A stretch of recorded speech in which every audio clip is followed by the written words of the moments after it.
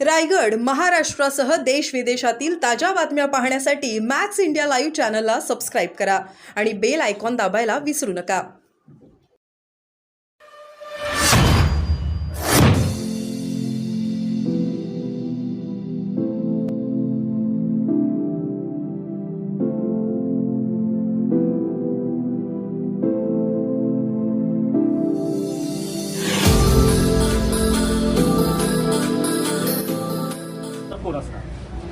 महायुतीचा उमेदवार आमचे निरंजन डावखरे आहेत असं आम्हाला पक्षातून कळले. बाकी कोणाचे कोण आहेत त्याची माहिती माझ्याजवळ तर नाही. तर दुसरं आज सगळे एक्झिट पोल आज जे आहेत ते संध्याकाळी येणार आहेत. आपण या सगळ्या एक्झिट पोलकडे कसं बघता? कारण काँग्रेसकडून एक्झिट पोलकडे पाहतच नाही का. आमच्यावर काय अंदाज, राजकारणात एवढे 50 वर्ष घालवली, आमचे काय अंदाज आहे. आणि आम्ही निवडणूक लढवली आहे, नामदारी नाही, सक्रिय होतो आम्ही. एक्झिट पोलच्या चर्चेत काँग्रेसच्या कुठल्याही नेत्यांनी सहभागी होऊ नये असे काँग्रेसच्या वरिष्ठांकडून आदेश दिले गेले आहेत. कारण त्यांना माहिती आहे काँग्रेसची काय सत्ता येत नाही, त्यामुळे सहभागी होत नाही. राहुल गांधीच्या निवडणुकीमध्ये भाषणं बघा, काँग्रेस सत्ता पे आएगी, 1 लाख रुपये हर महिला को देंगे. एवढ्या वर्षात सत्ता होती त्यांची 60-65 वर्ष, तेव्हा दिलं नाही, अब देंगे. आणि आता तर त्यांना कळून चुकलंय की ते जवळपास पण नाही.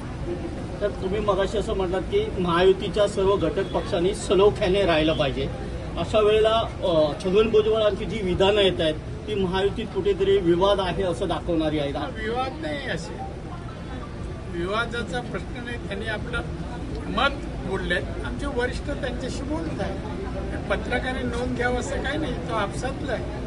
नाही, जितेंद्र आव्हाडांना त्यांनी पाठीशी घातलं. त्याचबरोबर काल त्यांनी केंद्र सरकारवर असं म्हटलं की कांद्याच्या विषयात महाराष्ट्राच्या शेतकऱ्यांवर केंद्र सरकारने अन्याय केला आहे. बाबा, केंद्र या विषयाकडे अतिशय, या शेतकऱ्यांच्या प्रश्नाकडे फार म्हणजे गांभीर्यपूर्वक पाहत आहे. कोणी बोलून का होत नाहीये.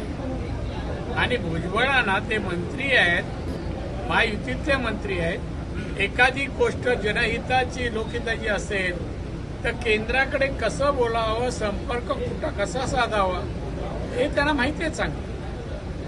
काल नितेश राणेंनी विजय वडेट्टीवारांवर टीका करताना असं म्हटलं होतं की 4 जून नंतर ते भाजपशी होती.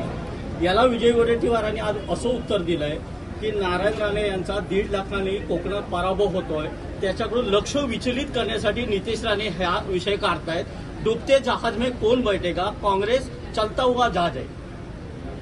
डुबता हुआ बोलला, अशी तुमची चूक झाली. डुबता हुआ जहाज पण चलता हुआ कैसा, जाऊ दे, त्याची दखल घ्यायची काय गरज नाही. आणि जे मागे ह्याला मी सांगितलं ते पत्रकार कोण होते,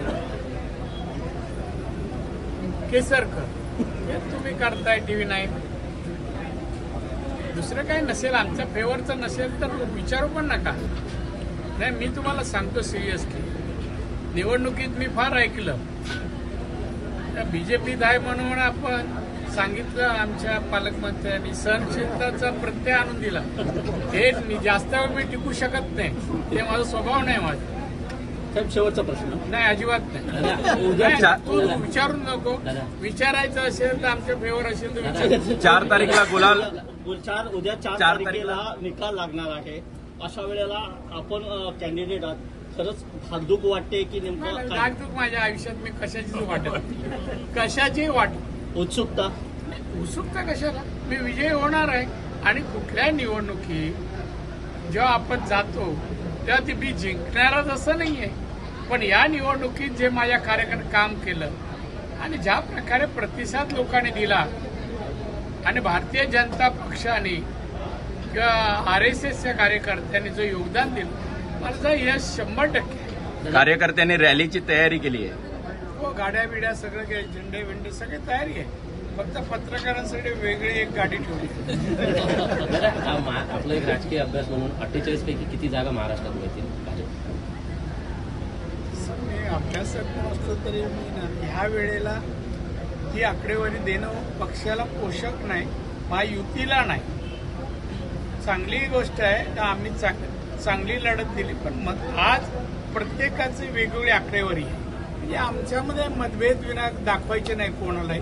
पण मी काय नो कॉमेंट्स. इंडिया आघाडीकडून असं सांगितलं गेलंय की 4 तारखेचा इंडिया आघाडीचा माणूस आहे. 4 तारखेला निकाल लागल्यानंतर 48 तासात पंतप्रधानांचं नाव जाहीर करू. अरे होणार नाही की जाहीर आमचे तर ठरलेलं आहे 48 नाही. म्हणजे माननीय मोदी साहेब आमचे पंतप्रधान ठरलेले आहेत. त्यांचे ठरायचे आहेत. एक ना बरोबर भाराभर चिंध्या जर शिवल्या जसे गोधडी होऊ शकत नाही तसं त्यांचा पंतप्रधान कधीच नाही.